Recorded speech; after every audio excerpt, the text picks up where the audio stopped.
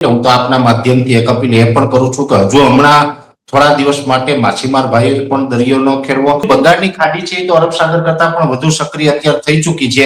પશ્ચિમ સૌરાષ્ટ્રમાં પણ દ્વારકા, જામનગર જેવા બાકી છે એને પણ લાભ મળશે. ઉત્તર ગુજરાત, કચ્છ અને જે વિસ્તારો પશ્ચિમ સૌરાષ્ટ્રના બાકી છે એને પણ ભરપૂર માત્રામાં વરસાદનો લાભ મળે એવી શક્યતાઓ છે. સમગ્ર ગુજરાતમાં વાવણી ક્યારે થઈ જશે? પ્રાર્થના કરીએ દ્વારકાધીશને કે 15 થી 20 જુલાઈ વાળા રાઉન્ડમાં એને વાવણી લાયક વરસાદનો લાભ ભગવાન આપે.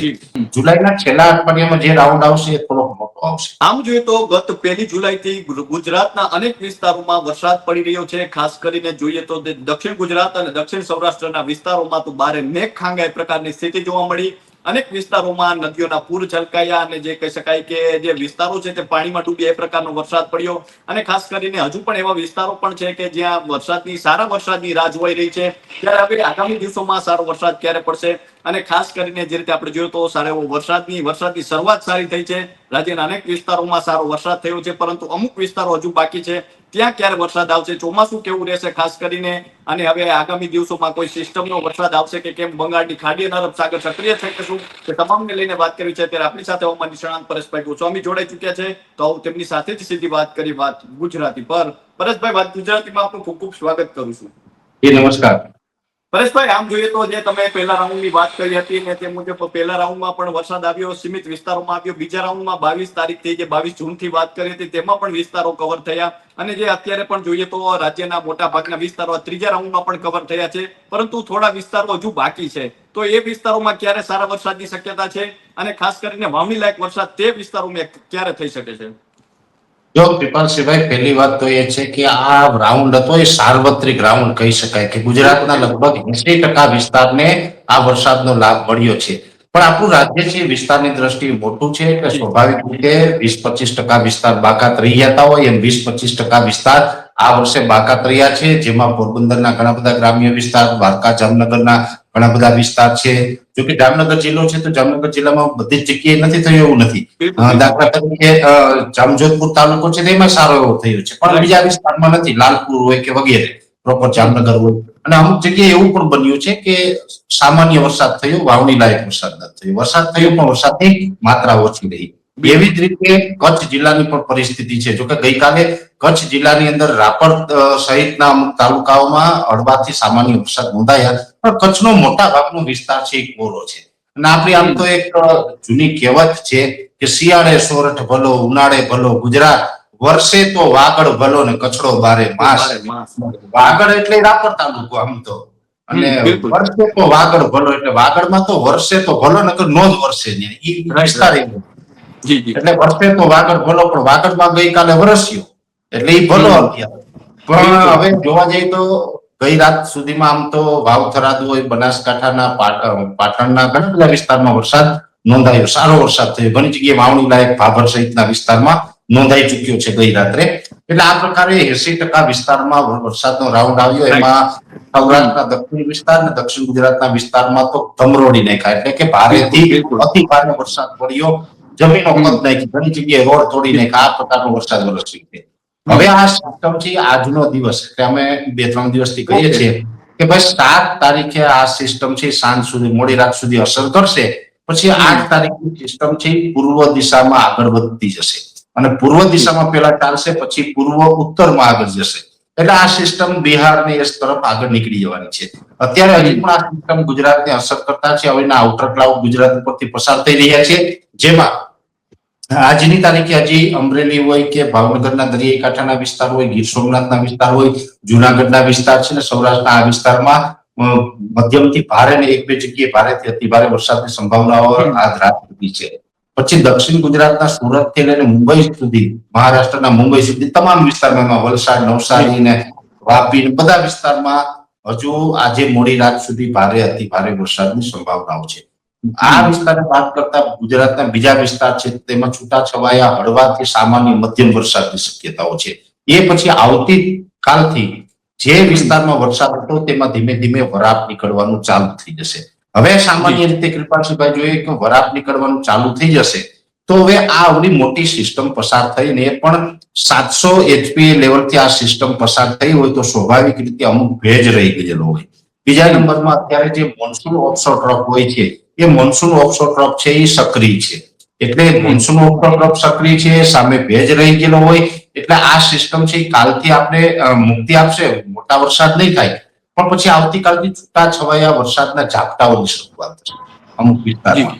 જોકે એક સીમિત વિસ્તારમાં હોય, પણ ઝાપટા કન્ટિન્યુ 15 તારીખ સુધી ચાલુ રહેવાના છે. આ સિસ્ટમમાંથી મુક્તિ મળશે.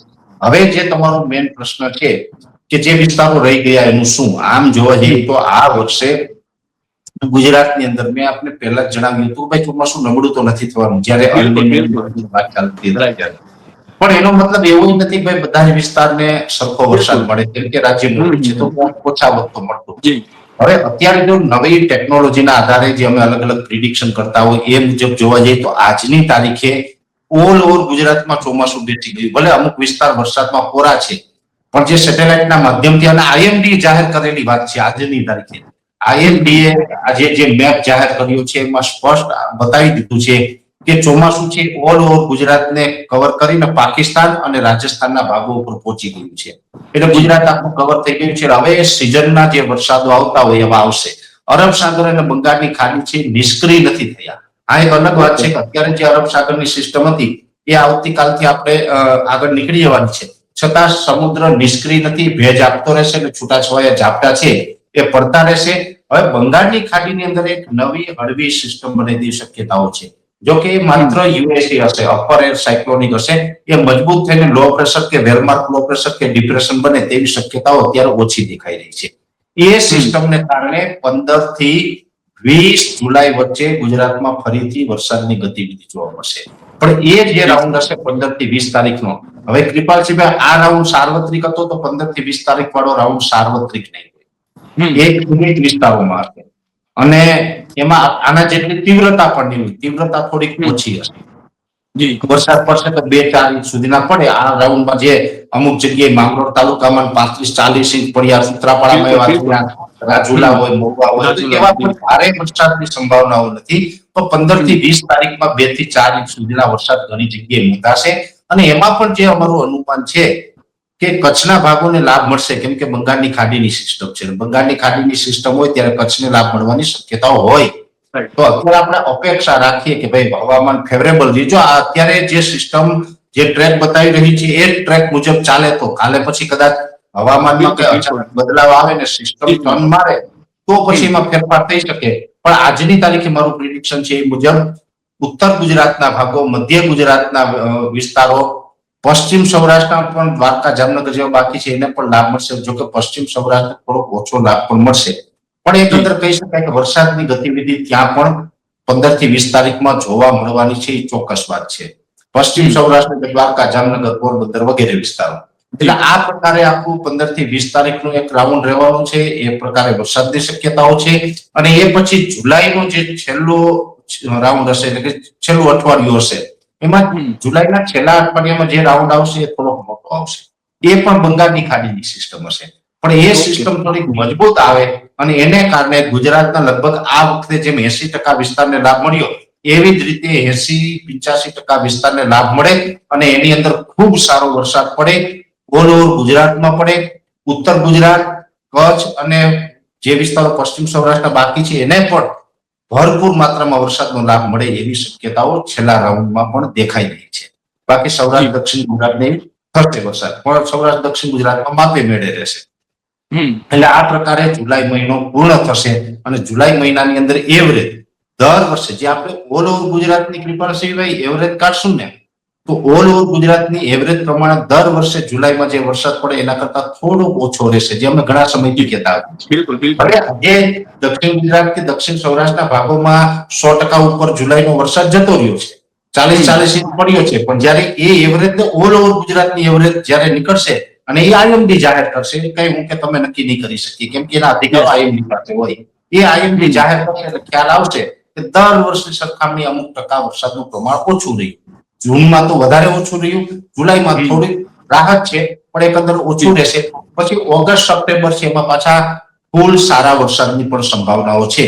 એટલે જે અલ્નિનોની વાત હતી ને અલ્નિનોને કારણે ડર ગયા હતા એ ડર અત્યારે પણ ઘણો બધો નીકળી ગયો છે. હજુ પણ જુલાઈ પૂર્ણ થશે ત્યાં સુધીમાં ઘણો બધો ડર નીકળી જશે અને એકંદર વર્ષ છે સારી રીતે પૂર્ણ થશે અને લગભગ 90 થી 92-93% સુધીની એવરેજ છે એ વર્ષ પૂરું થતાની સાથે આવી જશે કૃપાલસિંહભાઈ.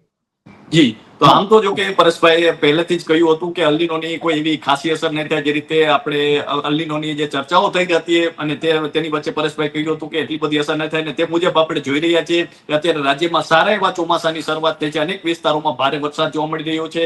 હવે પરેશભાઈ એ જાણવું છે કે અત્યારે બંગાળની ખાડીને અરબ સાગર કઈ સ્થિતિમાં છે, શું સક્રિય છે અને સિસ્ટમ આ રીતે બનતી જ રહેશે કે પછી એમાં બ્રેક લાગશે આગામી સમયમાં? નહીં, જો અરબ સાગર પણ અત્યારે સક્રિય છે, નિષ્ક્રિય નથી થયો. અરબ સાગરમાં કરંટ છે એટલે હું તો આપના માધ્યમથી એક અપીલ એ પણ કરું છું કે હજુ હમણાં થોડા દિવસ માટે માછીમાર ભાઈઓ પણ દરિયો ન ખેડવો, સાથે પ્રવાસી મિત્રો જે હોય ફરવા નીકળતા હોય દરિયાકાંઠે, તો દરિયાકાંઠાથી થોડું દૂર રહેવું, કેમ કે દરિયાકાંઠે અત્યારે ઊંચા મોજા ઉછળવાની પણ સંભાવનાઓ રહેલી જ છે. ભલે ત્યાં સિસ્ટમ નથી પણ દરિયાની અંદર કરંટ ચોક્કસથી છે, દરિયો સક્રિય છે. બીજું, બંગાળની ખાડી છે તો અરબ સાગર કરતા પણ વધુ સક્રિય અત્યારે થઈ ચૂકી છે, અને જેની અંદર જોવા જઈએ તો બંગાળની ખાડીની અંદર અત્યારે એક સિસ્ટમ પણ બની રહી છે, ને એ સિસ્ટમ છે એ મેં આપને જણાવ્યું કે અત્યારે લગભગ આજે 7 તારીખ થઈ છે, પણ 10 અથવા તો 12 જુલાઈ આવતા આવતા એ સિસ્ટમ છે થોડીક વધારે મજબૂત બની અને ઉત્તર પશ્ચિમ દિશામાં ગતિ કરવાનું ચાલુ થશે.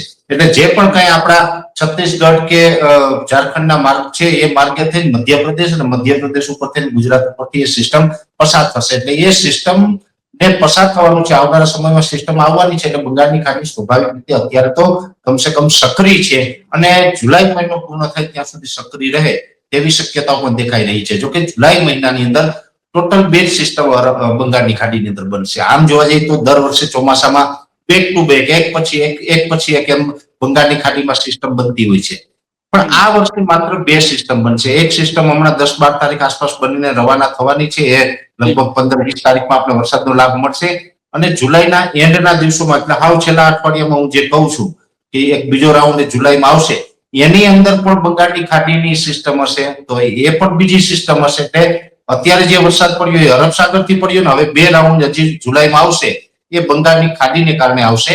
એટલે બંગાળની ખાડી છે જુલાઈ મહિના દરમિયાન તો કમસે કમ સક્રિય રહેશે. પણ એટલું ચોક્કસ છે કે અત્યારે જે જુલાઈમાં જેટલી સક્રિય હોવી જોઈએ એટલી સક્રિય હજી નથી. આવનારા દિવસમાં લગભગ 20 તારીખ પછી વધુ સક્રિય થશે. જુલાઈના છેલ્લા અઠવાડિયામાં જે સિસ્ટમ આવશે મજબૂત સિસ્ટમ પણ બનાવશે. પણ અત્યારે જે 15 થી 20 તારીખમાં જે આપણે સિસ્ટમ ગુજરાતમાં આવવાની છે એ સિસ્ટમ મેં આપણે જણાવ્યું ને કે માત્ર એ એક અપર એર સાયક્લોનિક હશે, જેથી કરીને એને કારણે કોઈ લો પ્રેશર કે વેલમાર્ક લો પ્રેશર છે એ નહીં બની શકે. એટલે હળવી સિસ્ટમ હશે. એટલે બંગાળની ખાડી સક્રિય છે પણ એટલી બધી મજબૂત નથી. એટલે આપણે વરસાદનો લાભ મળતો રહેશે, પણ થોડોક હળવોથી મધ્યમ વરસાદ એમાં મળે તેવી સંભાવનાઓ માની ચાલવાનું છે. જી પરેશભાઈ, હવે એ પણ જાણવું છે કે અત્યારે જે વરસાદ સતત ચાલુ છે તો કોઈ વચ્ચે બ્રેક આવી શકે છે, ખાસ કરીને કોઈ એવો સમયગાળો કે જ્યારે પિયત આપવું પડે એ પ્રકારની બ્રેક ક્યારે આવી શકે છે, અને સાથે જ સમગ્ર ગુજરાતમાં વાવણી ક્યારે થઈ જશે?